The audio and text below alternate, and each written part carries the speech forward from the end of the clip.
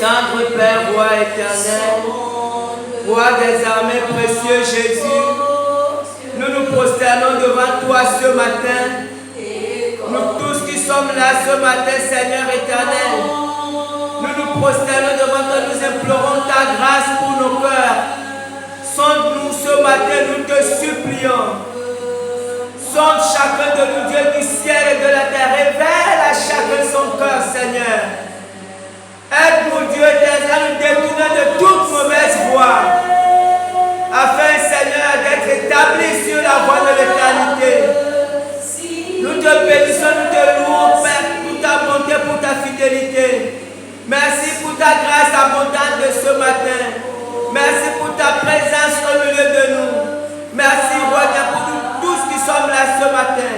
Merci pour le cœur des uns et des autres. Touche un cœur ce matin. Glorifie ton Saint-Nom ce matin. Glorifie ton grand Roi des nations. À toi la gloire et l'honneur. Au nom puissant de Jésus. Amen. Amen. On acclame le Seigneur.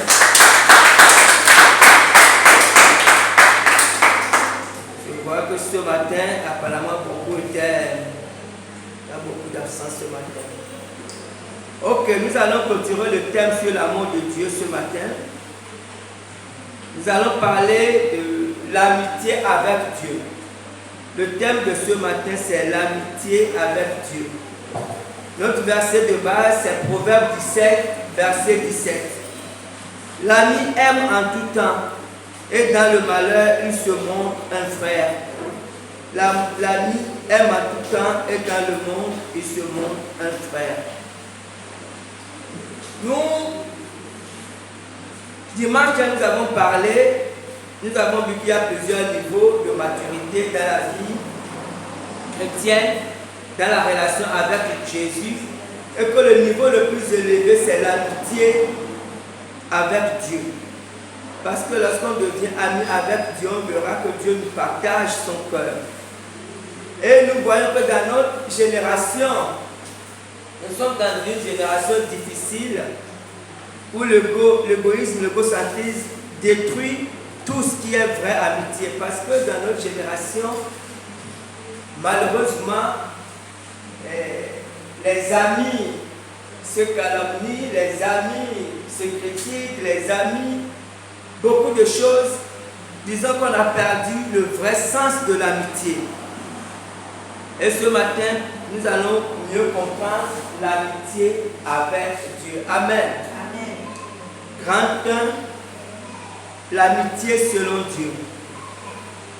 L'amitié selon Dieu. Je lis 2 Timothée 3, versets 1 à 4. Sache que dans les derniers jours, il y aura des temps difficiles, car les hommes seront égoïstes, amis de l'argent, fanfarons, hautains, blasphémateurs, rebelles à leurs parents, ingrats, irréligieux, insensibles, déloyaux, calomniateurs, intempérants, cruels, ennemis des gens de bien, traîtres, emportés, en fait d'orgueil, aimant le plaisir plus que Dieu. Et c'est le conseil que Paul donnait à Timothée, je peux dire qu'il y a déjà environ 2000 ans. Et il disait que dans les derniers temps, les gens seront égoïstes. Et c'est ce qu'on remarque aujourd'hui, que les gens soient égoïstes dans le monde. Ça passe encore, mais en réalité, même le milieu chrétien, il y a beaucoup d'égoïsme, beaucoup d'égocentrisme. Ce qui fait qu'aujourd'hui, nous sommes en plein dans ces derniers temps.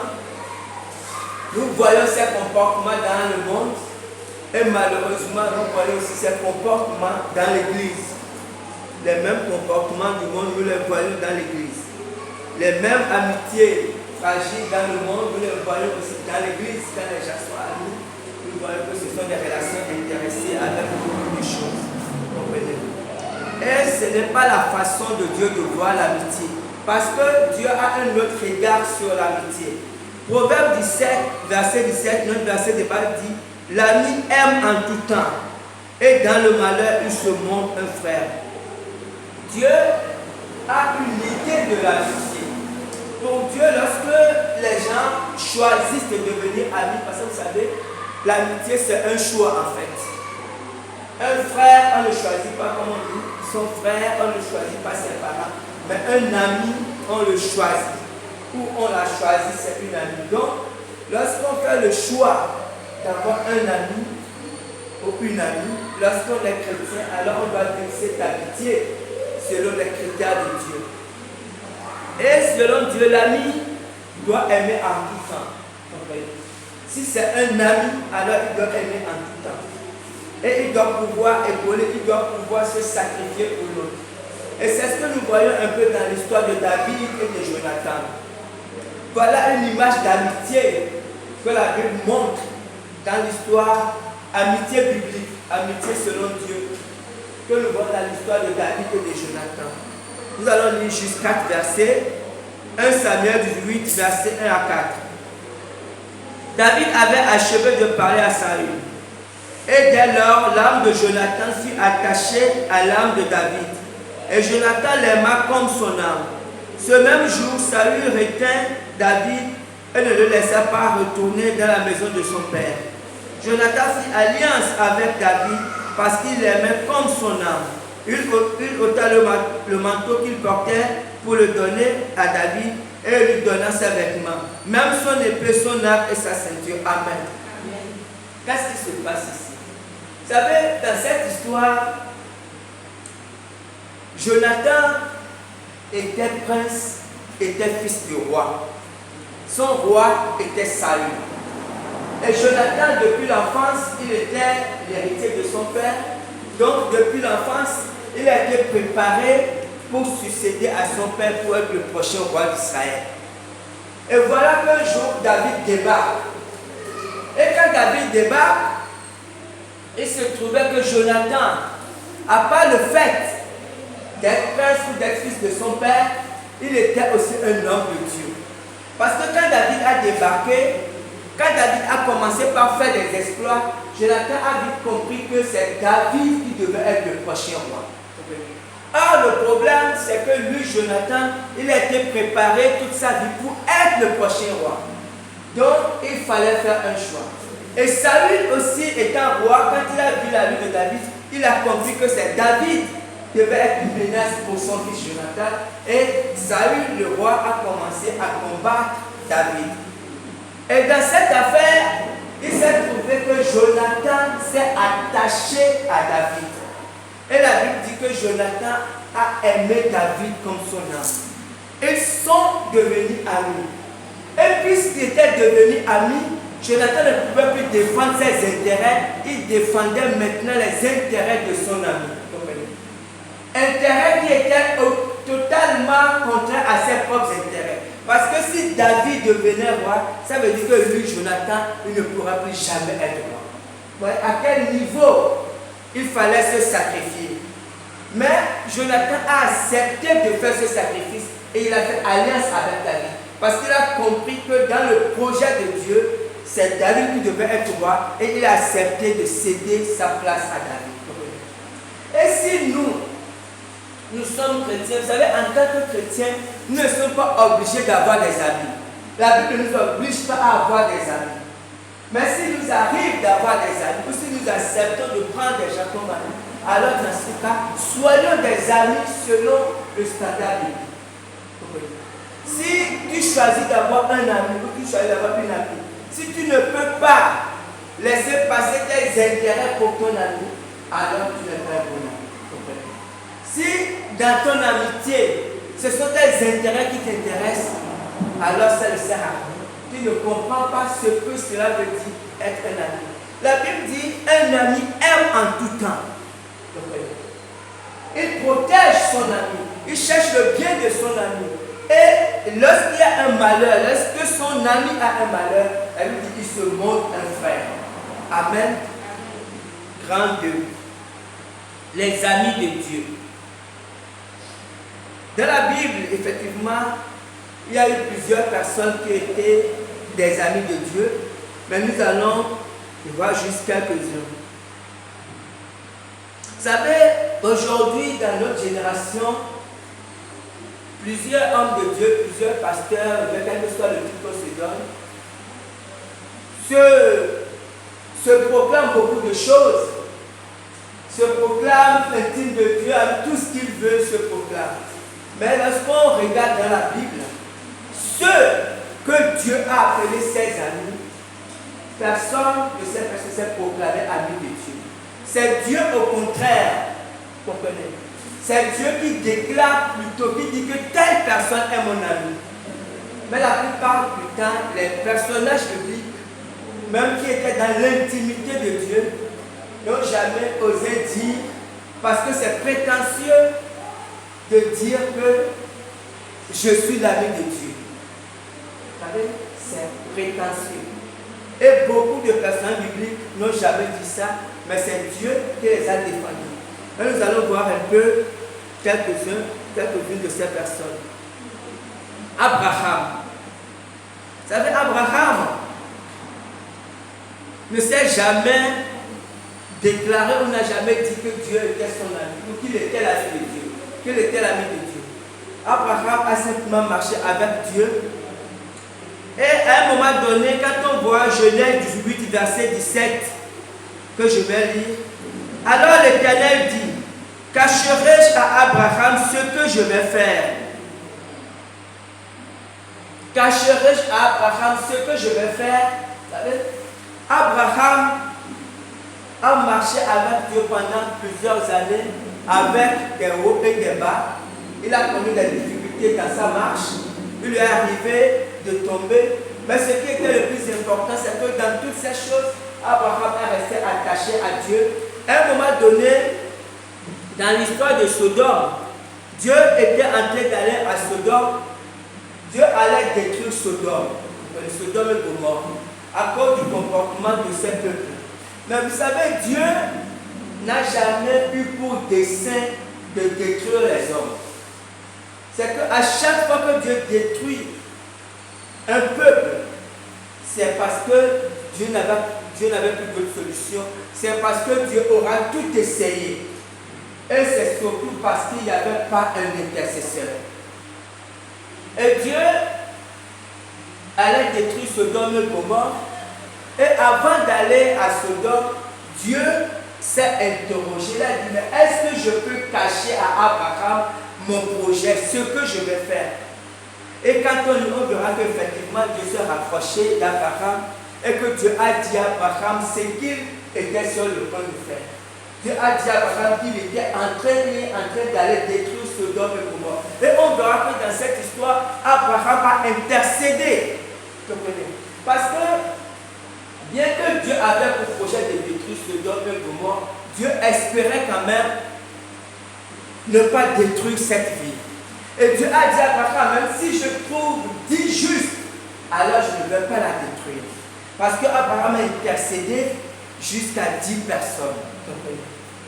Et 10 personnes représentaient quand même un petit échantillon de la population de Sodome et de Gomorrhe. Donc Dieu avait le dessein de détruire Sodome, mais en même temps, si Dieu trouvait un intercesseur, Dieu aurait pu épargner ces deux villes. En fin de compte, on a dit que Dieu a détruit Sodome et Gomorrhe, mais il a quand même épargné Lot et sa famille. Comprenez? Donc ici, c'est Dieu qui définit, qui dit que Abraham est mon ami. Parce que Dieu avait voulu associer Abraham à ce qu'il fait, ou du moins à ce qu'il faisait sur la terre à ce moment. Il avait pris Abraham comme co-ouvrier pour ses desseins, pour ses projets sur la terre à ce moment. Et on a dit que Abraham a marché avec Dieu pendant 25 ans. Et après 25 ans, Dieu a donné à Abraham Isaac, parce que Dieu lui avait promis Isaac. Dès que Dieu l'avait appelé, il avait 75 ans. Elle avait dit qu'à 100 ans, 99 à 100 ans, Abraham a eu son fils. Donc Abraham a attendu 25 ans pour avoir Isaac. On peut encore ajouter quelques années, peut-être 10, 15 ans encore. Parce qu'à un moment donné, Dieu avait décidé de faire passer le test de l'amitié à Abraham. C'est le test ultime de l'amitié. Abraham a marché avec des gens environ 35 ou 40 ans, on va dire, parce qu'on suppose que Isaac était maintenant adolescent. Et Dieu a demandé à Abraham de lui donner Isaac.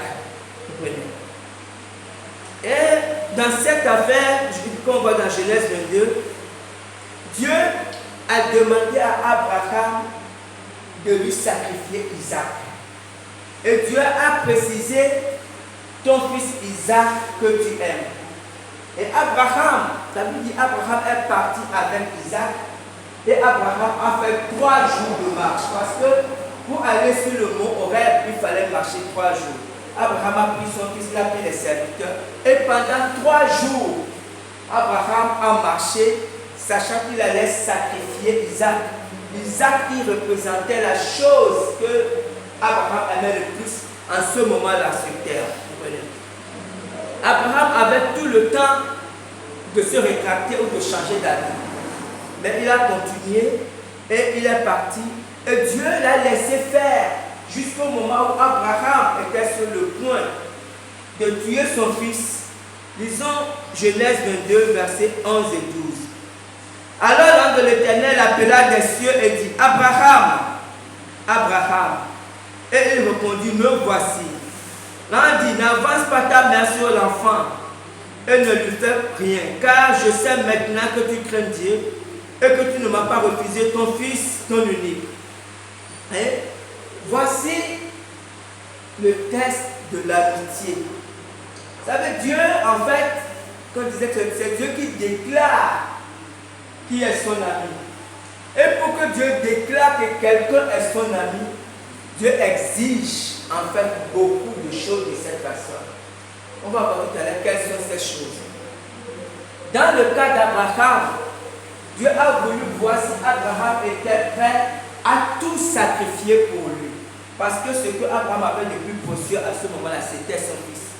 Et Dieu lui a dit de sacrifier ce fils. Et Dieu a vu qu'Abraham était capable d'aller jusqu'à ce niveau par amour pour lui. Dans Jacques 2, 23, il parle de lui.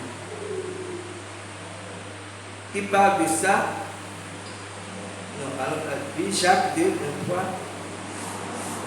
Ainsi s'accomplit ce que dit l'Écriture. Abraham crut à Dieu et cela lui fut imputé à justice et il fut appelé ami de Dieu. Jacques dit Abraham a été appelé ami de Dieu parce qu'il a cru à Dieu.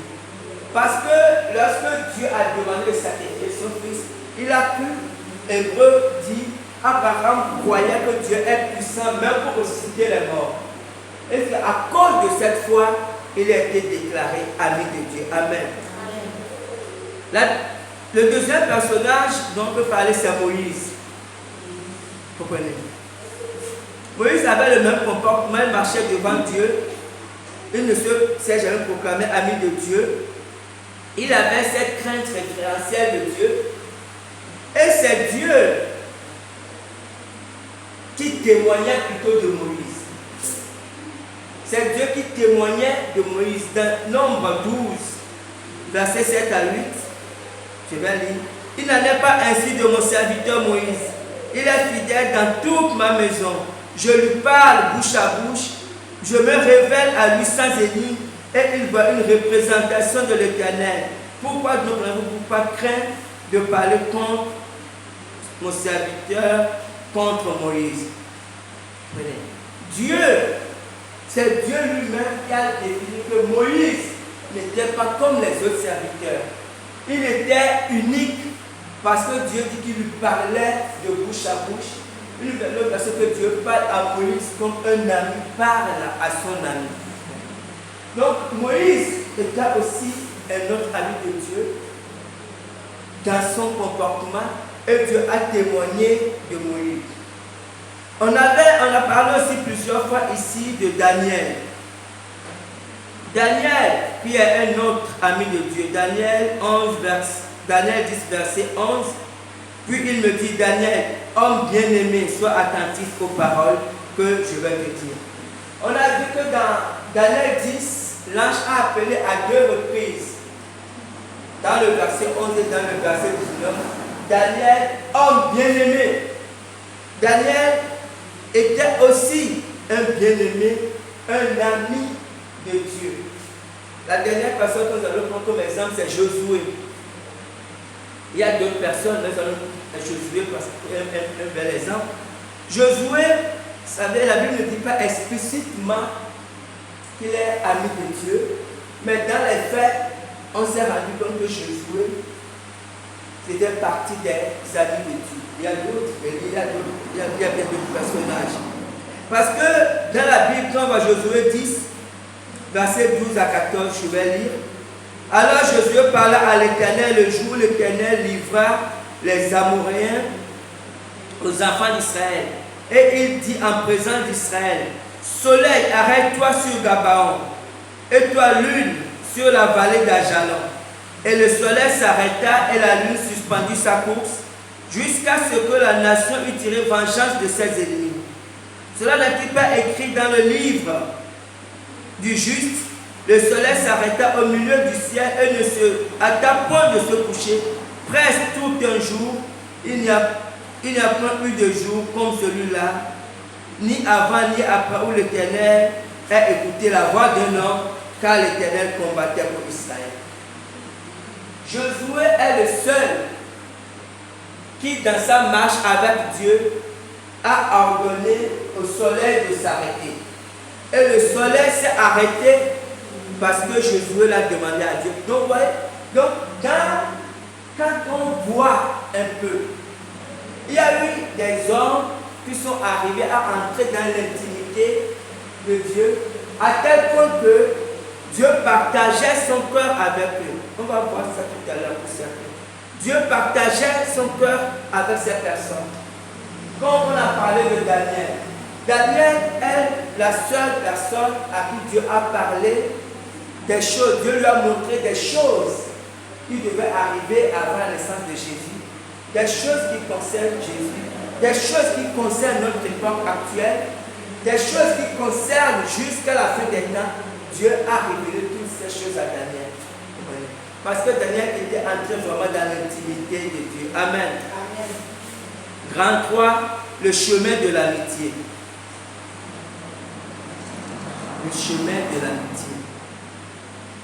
Vous savez, en fait, personne ne peut décréter l'amitié. En d'autres termes, personne ne peut dire je veux devenir l'ami de telle personne.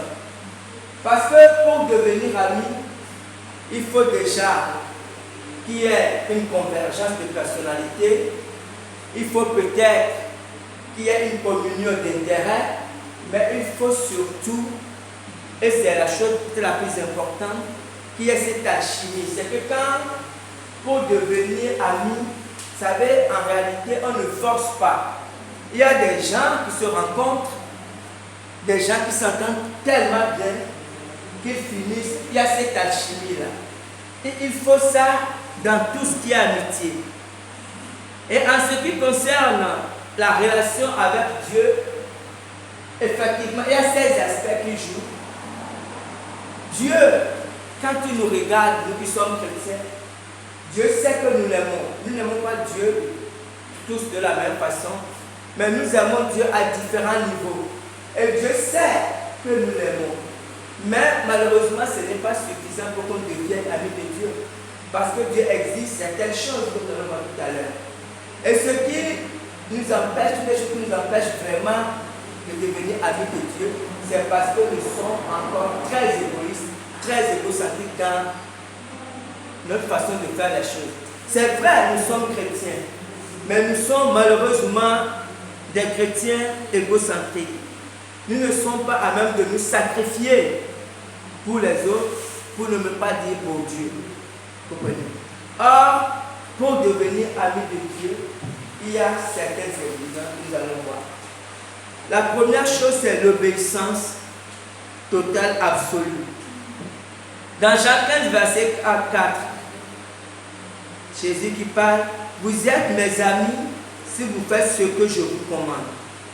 En fait, ce verset, si la bonne traduction, c'est vous êtes mes amis si vous faites toujours ce que je vous commande, ou vous êtes mes amis. Parce que ce que je vous commande ici, ce n'est pas des choses comme on va à l'église dimanche, non.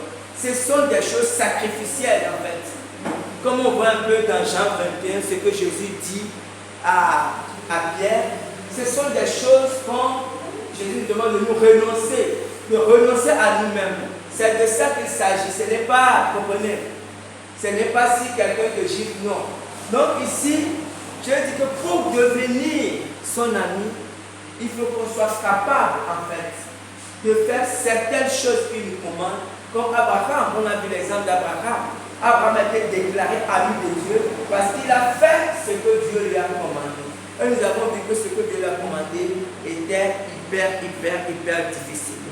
Donc, en fait, pour entrer dans la catégorie des amis de Dieu, il faut déjà être prêt à payer, en fait, à avoir une vie sacrificielle. Ça, c'est la première chose. La deuxième chose, c'est vivre dans la présence de Dieu. Et ça, nous avons un bel exemple, l'exemple de Josué. Exode 33, verset 11. L'Éternel parlait avec Moïse face à face, comme un homme parle à son ami. Puis Moïse retournait au camp. Mais son jeune serviteur Josué, fils de Nun, ne sortait pas du milieu de la tente. Amen. Qu'est-ce qui se passait ici? Josué était le serviteur de Moïse. En réalité, Josué était le serviteur de Dieu. Comprenez? Il était le serviteur de Dieu au travers de Moïse. C'est ce que Josué était. Donc Josué servait Dieu au travers de Moïse. Et Moïse entrait dans la présence de Dieu.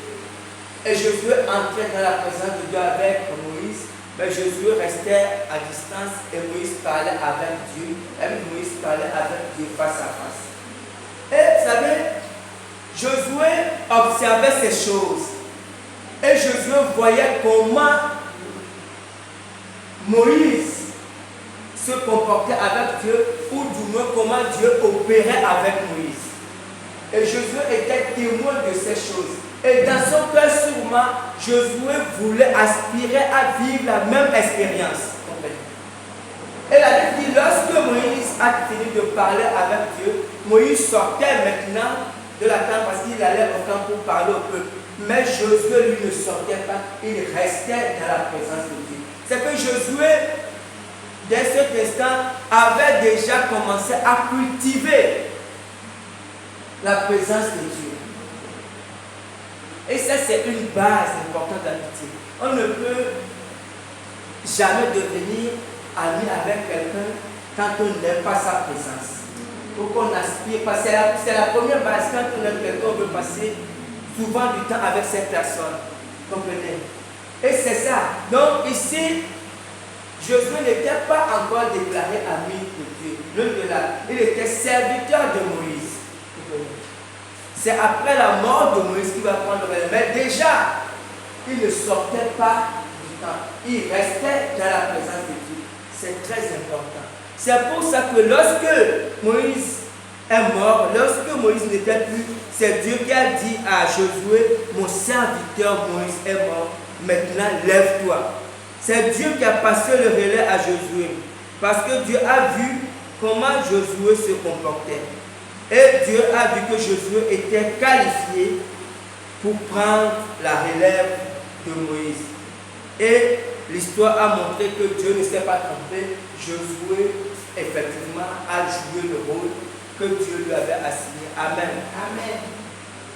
La troisième chose pour devenir ami de Dieu, c'est apprendre à écouter Dieu.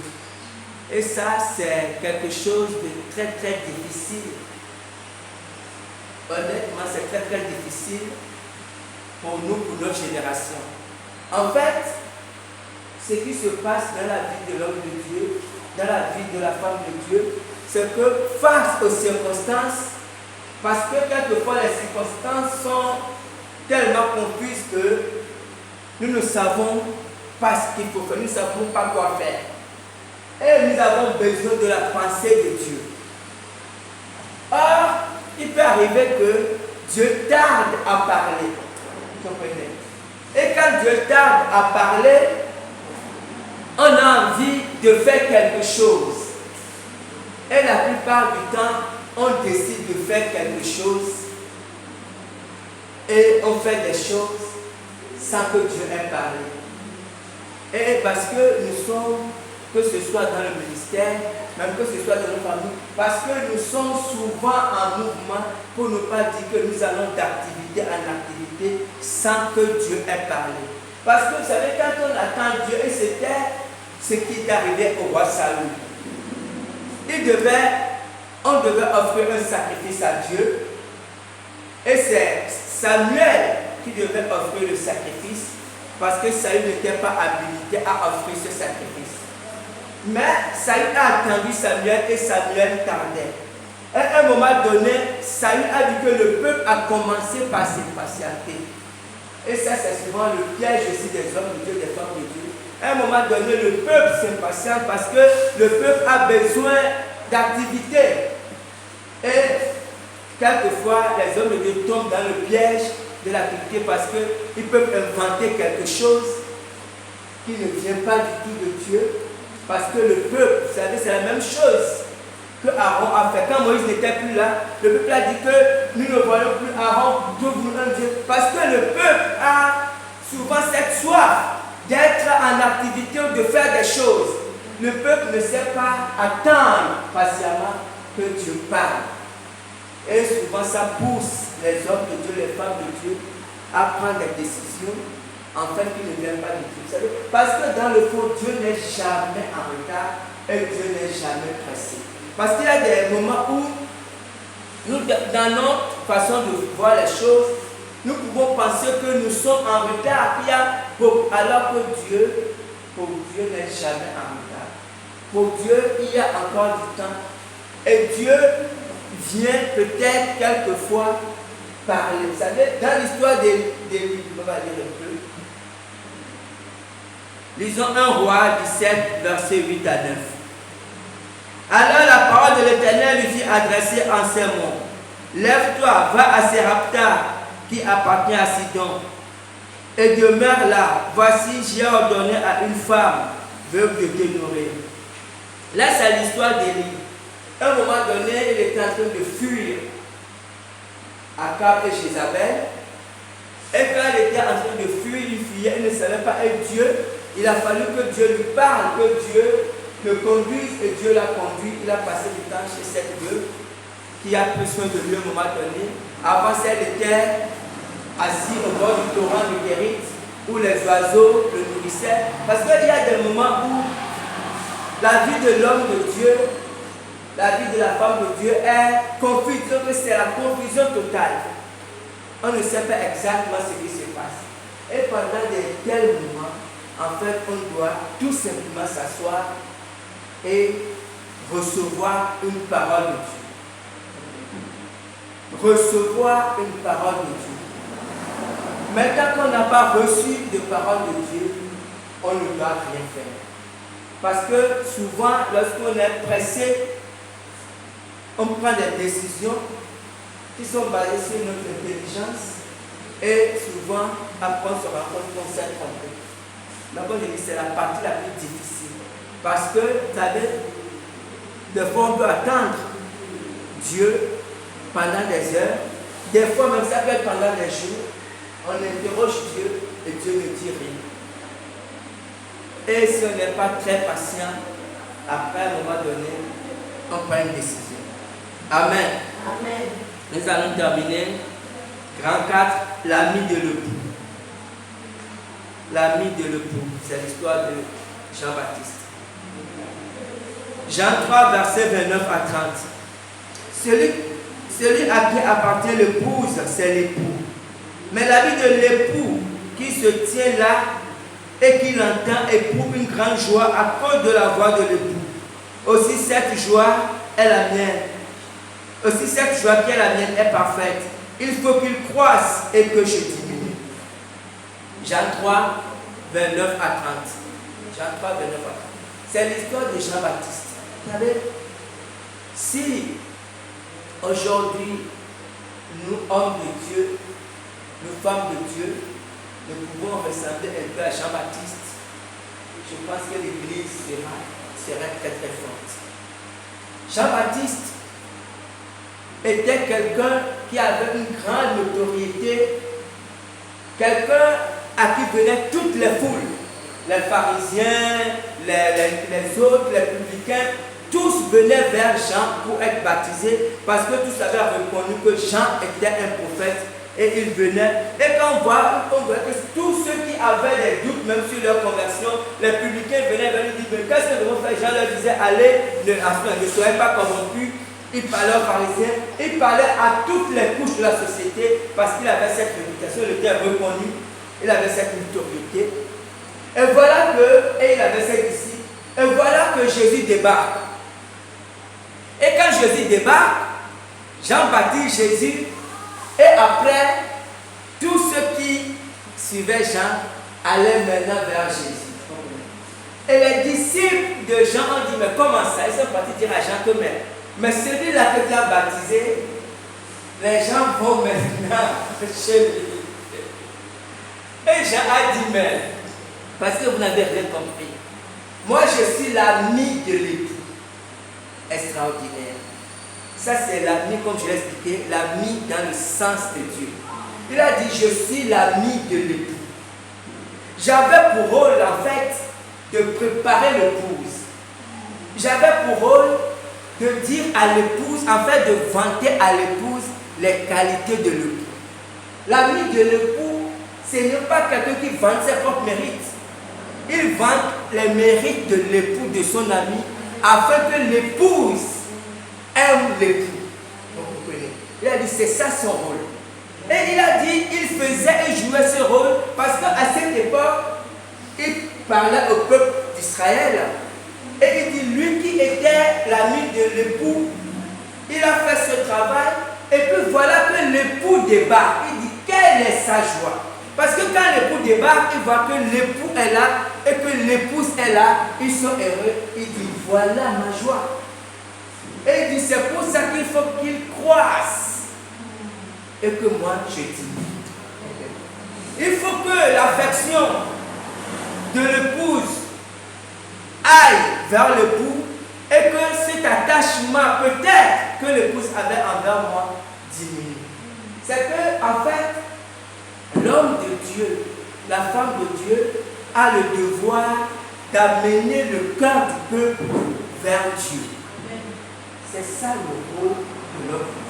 Et en jouant ce rôle, on est amis de l'époux. Mais si un homme de Dieu, une femme de Dieu, amène le cœur du peuple vers lui pour que le peuple s'attache, là ce n'est plus le bon rôle. Là, on devient concurrent de l'époux. À cette époque, quand Jean-Baptiste parlait, Jean-Baptiste était l'ami de l'époux. L'époux, c'était le peuple d'Israël. Je dis l'époux. L'épouse, c'était le peuple d'Israël. L'époux, c'était Jésus qui a parlé. Et à notre époque, c'est un peu la même chose. Jésus est toujours l'époux. L'Église est l'épouse. Et nous, hommes de Dieu, femmes de Dieu, nous sommes l'ami de l'époux. Donc le rôle que nous devons jouer, c'est ce rôle de conduire le peuple, de vanter les mérites de l'époux, de dire comment l'époux est merveilleux, de dire comment l'époux est unique, pour que l'épouse, l'Église, s'attache à l'époux. Parce que lorsque l'ami de l'époux travaille, comme Jean-Baptiste a dit, il joue un rôle parce que l'époux n'est pas là. Parce que si l'époux est là, elle n'a pas besoin de l'ami de l'époux. C'est parce que l'époux est absent et que l'épouse languit après son époux que l'ami de l'époux joue un rôle. En fait, il comme se vit en disant à l'épouse non, pour que l'épouse ait toujours le regard fixé vers son époux. Et c'est très important. C'est ce rôle qu'un homme de Dieu doit jouer et c'est le rôle qu'une femme de Dieu doit jouer. Mais si un homme de Dieu, une femme de Dieu, par intérêt, amène le peuple à le voir ou avoir un autre regard que celui de l'ami de l'époux, là c'est déjà quelque chose qui n'est pas tout. Amen. Amen. Et que Dieu bénisse sa parole.